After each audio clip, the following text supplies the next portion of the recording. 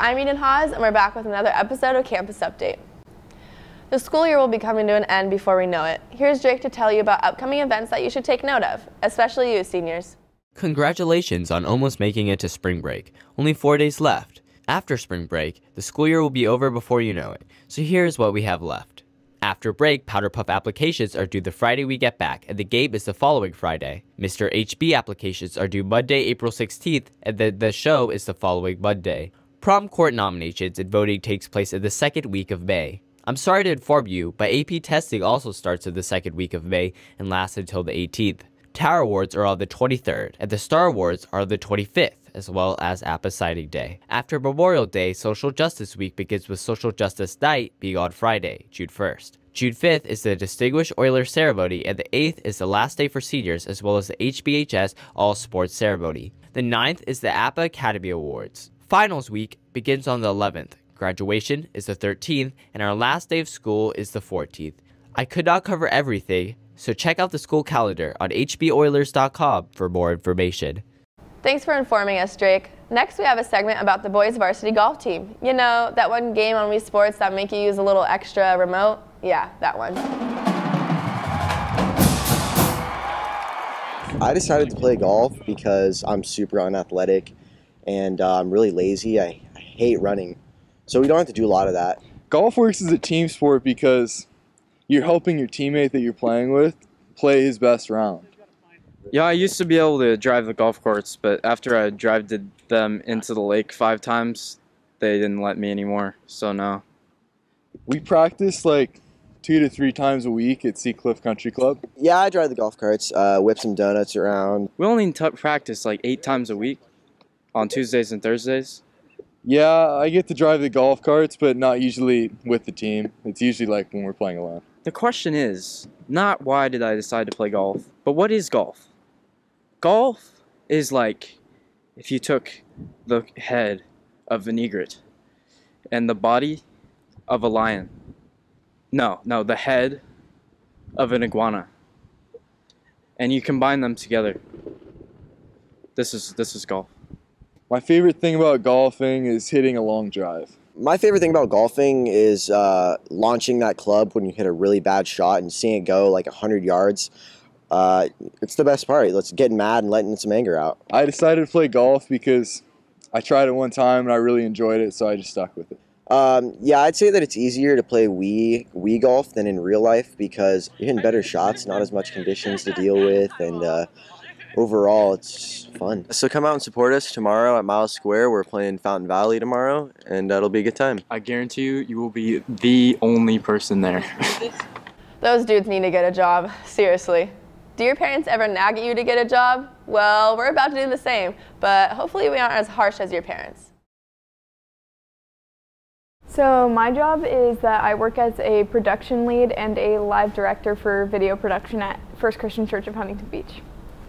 Some of the benefits of having a job are obviously money, and then getting to know people that you might not know outside of your job, or for me specifically, one of the great parts of my job is getting to build a community within my church. I work at In-N-Out Burger, and I've been working there for 2 years. In the long run, I want to be in the film industry, so as of now, working at In-N-Out, it's taught me very good work ethic. My job fixed my time schedule because I don't really have the time on the weekends anymore that I usually would, so it's kind of just a matter of planning when you're going to do your homework so that you can be at your job Saturdays and Sundays. I actually want to go to school for broadcast journalism or film. So what I'm doing right now for video production for FCC is super great for what I want to do in the future.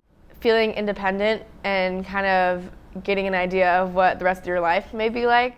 If you're looking for a job, I would say talk to people around you. That's kind of how I got my job. Find one that's good for you, because there's different jobs for everyone. Having a job is important to me because it's taught me a lot about time management. It's taught me a lot about being responsible and kind of the way that in the real world you can't just kind of procrastinate on something.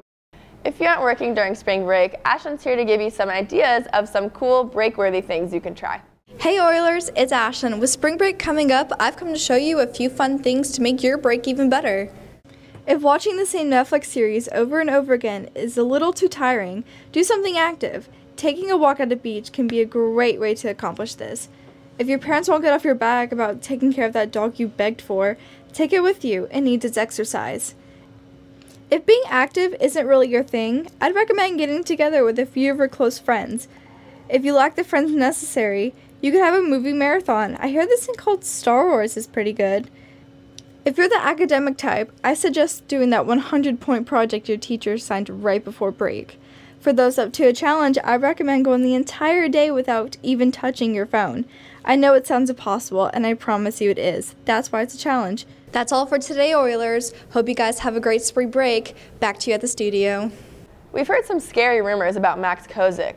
We hope they aren't true. Let's find out in this super annoying edition of Ho Talk. Yo Oilers, it's your boys Max and Will here, and today we're going to be telling people why raviolis are just wet donuts. Yeah, okay, I quit. It's good, it's been fun. Goodbye.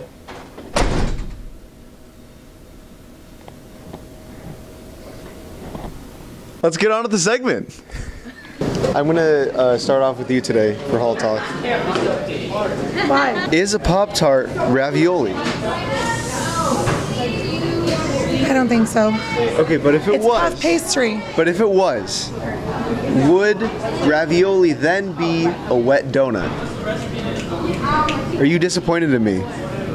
A little bit. It is Hall Talk's scholarly version, and we're going to find some more teachers here. And these, I guarantee you, will all be teachers I do not know.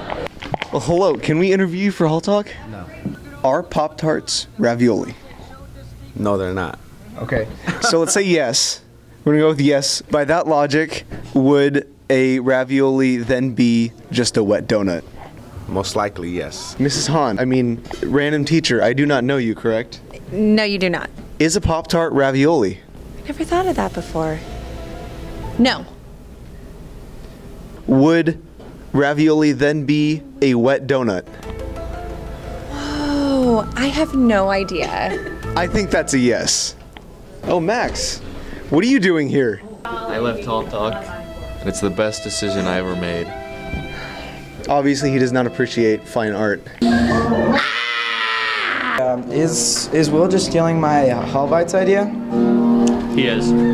I'm superior in every single way to Will Watts. I love you, Will. Is a Pop-Tart ravioli? You guys are good on that memes because I just saw that meme yesterday and you guys are already covering it. So first off, I want to say good coverage, but second off, I want to say ravioli is a pasta and Pop-Tarts are not pasta.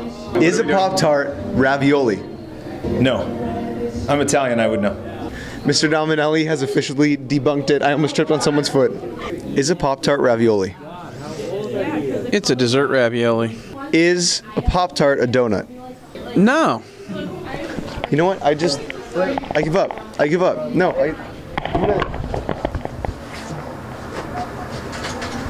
Are Pop-Tarts ravioli? Depends. I feel like I should. Yes or no?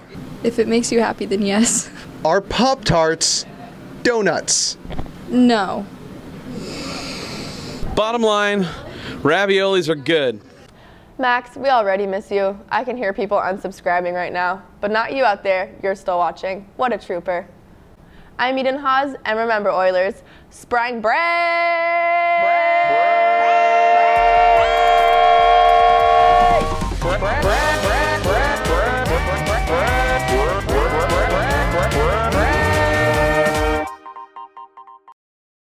You know, ravioli, it's a larger meat to carbohydrate ratio. With a donut, even a filled donut. Even with a filled donut, there's lots more dough than jelly, and usually they don't have like frosting on them like a Pop-Tart. They can, but that's a bit overkill, don't you think? Yeah. Really, the important thing to know is that raviolis are good. You know, I like the little meat ones with marinara sauce. You don't want to do meat on meat. That's just overkill. Those little cheese ones are nice, but if you go to a place with the round ones, they just make they give you like 4 of them, and it's just a waste of time. Kind of like this episode. But beyond that, for those of you that are a little bit older, I want to tell you that one of the things I miss most in life is Chef Boyardee. No, wait. who made these? No, I think they were Franco-American mini raviolios. They were round and little and yeah.